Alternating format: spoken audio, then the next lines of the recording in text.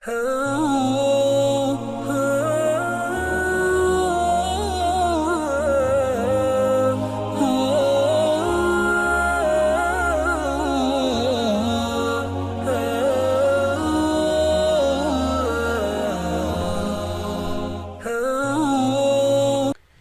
کرتا ہوں اللہ کے نام سے جو بڑا مہربان اور اتینتا دیوان ہے۔ آداب ناظرین، میں ہوں آپ کا میزبان عبدالواجد اور آپ دیکھ رہے ہیں تسنیم ٹی وی۔ ناظرین، آج کی ہماری خاص پیشکش اسلام کیا کہتا ہے میں ہم بات کریں گے اسلام کی خصوصیات کے بارے میں۔ اسلام کی خصوصیات کیا ہیں؟ ایک مصری سائنسدان ڈاکٹر ابو شادی سے سوال کیا گیا کہ آپ کیوں مسلمان ہیں؟ ڈاکٹر صاحب نے نہ کسی دینی درسگاہ میں تعلیم حاصل کی تھی، نہ اسلامی علوم کے ماہرین سے استفادہ کیا تھا، بلکہ ایک جدید تعلیم کی درسگاہ سے اپنی ڈگری حاصل کی تھی۔ پھر امریکہ چلے گئے تھے، لیکن وہاں مغربی تہذیب کی ظاہری چمک و دھمک میں کھو کر عیسائی یا یہودی نہیں ہو گئے، نہ وہاں کی سماج میں گھل مل جانے کے لیے انہوں نے اسلام سے کنارہ کشی اختیار کی اور نہ اسلام سے اپنی نسبت پر شرمندگی محسوس کی۔ سوال کا جواب دیتے ہوئے انہوں نے کہا ہے کہ میں جس اسلام پر ایمان رکھتا ہوں وہ آسان اور کشادہ عقیدہ ہے جو منطق کے مطابق ہے۔ اس میں کوئی پیچیدگی نہیں ہے۔ اس کی بنیاد اس اقرار پر ہے کہ اللہ ایک ہے، اسی نے اس کائنات کو پیدا کیا ہے اور اپنے حکیمانہ قوانین کی بنیاد پر اس کا نظام چلا رہا ہے۔ اسلام نے اللہ تعالیٰ کی جو صفات بیان کی ہے ان سے زیادہ پاک صاف صفات کہیں اور نہیں پائی جاتی۔ اس دین میں عظمت الہی کی تصویر کشی ثابت شدہ سائنسی حقائق اور نفسیاتی اور تربیتی نظریات کے مقاصد کے جامع ہیں۔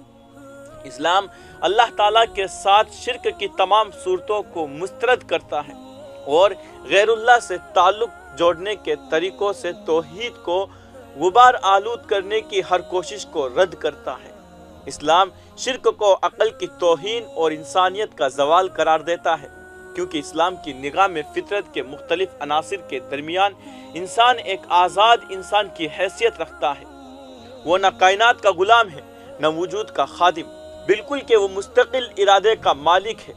ساتھ ہی وہ نظام کائنات کا ایک حصہ بھی ہے۔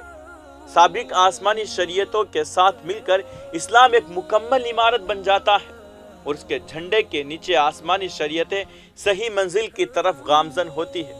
حضرت مسیح کی تعلیمات کو، جن میں سر فہرست امن اور رحمت ہے، اسلام سے بڑھ کر کوئی حامی اور مداحنت کرنے والا نہیں ملا۔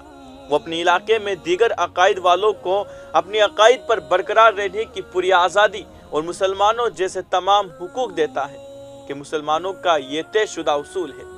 غیر مسلمین کے وہی حقوق ہوں گے اور جو ہمارے ہیں، اور ان پر وہی ذمہ داریاں ہوگی جو ہم پر ہے۔ اسلام سرکشی اور فساد کا دشمن ہے اور شروع ہی سے آزادی اور انصاف کی صدا بلند کرتا اور ہر استبداد اور ظلم سے برات کا اعلان کرتا ہے۔ اسلام ایک عالمی دین ہے، وہ کسی مخصوص ماحول میں محدود نہیں ہے، نہ کسی نسل یا زمانے کے ساتھ خاص ہے۔ یہ مطلق انسانی حقیقت ہے جو ہر زمان اور مکان کے لیے سازگار ہے۔ اس میں نسل اور رنگ اور ذات اور برادری کی ذرا برابر بھی اہمیت نہیں ہے۔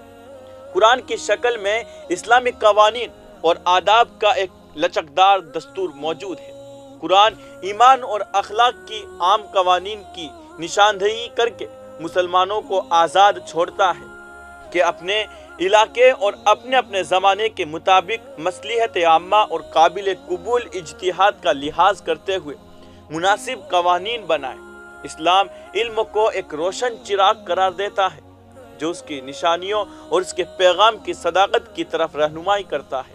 اس لیے وہ جہالت اور کن ذہن کی مخالفت کرتا ہے اور علم و حکمت کا خیر مقدم کرتا ہے۔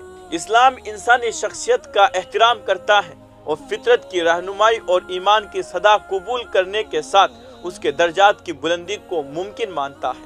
اسلام نے حقیقی سماجی انصاف اور حقیقی جمہوریت کے قیام کے لیے حکومت کا ایک ممتاز نظام بنایا جس کے سائے میں آزادی پروان چڑھی اور عوام کو ہر ظلم و ستم سے نجات ملی۔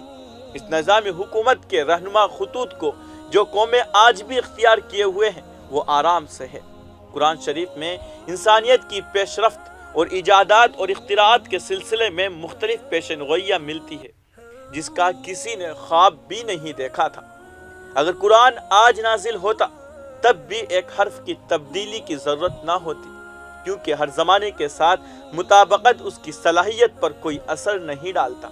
انجیل میں حضرت محمد صلی اللہ علیہ وسلم کی رسالت کے سلسلے میں واضح پیشن گوئی موجود ہے، اس طرح اس سے پہلے تورات میں بھی تھی جن کی کوئی اور تعویل نہیں کی جا سکتی، چاہے ان دونوں مذاہب کے ماننے والے کتنی ہی حجت سے کام لے۔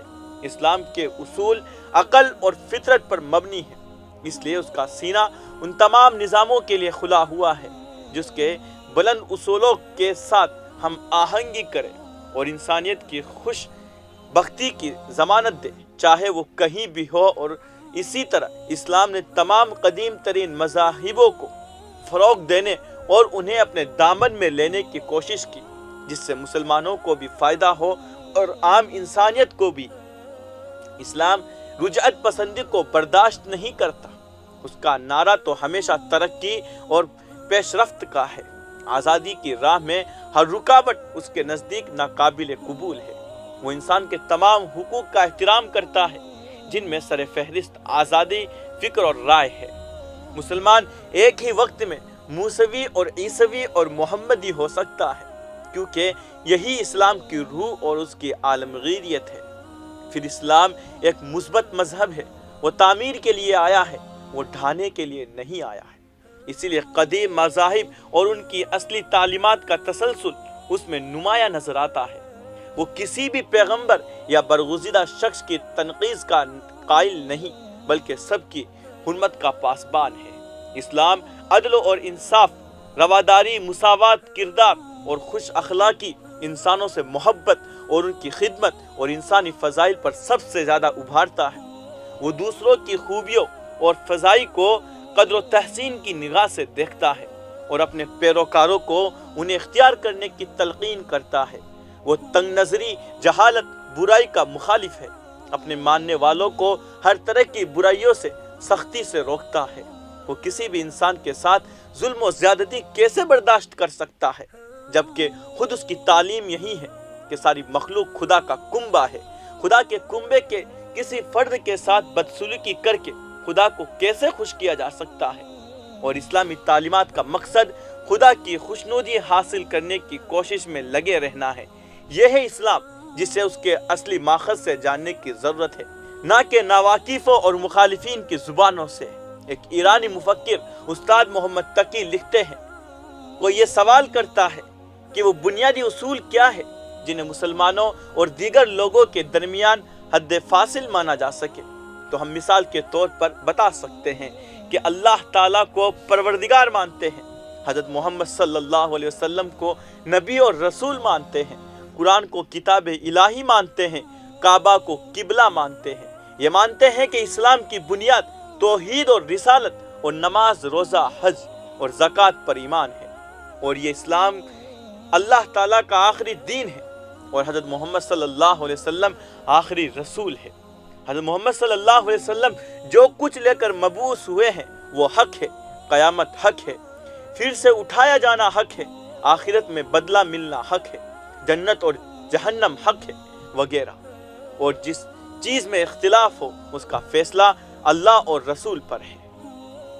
آج کی اس خاص پیشکش میں بس اتنا ہی، مجھے دیجیے اجازت اور آپ دیکھتے رہیے تسنیم ٹی وی، آپ کے میزبان عبدالواجد کے ساتھ۔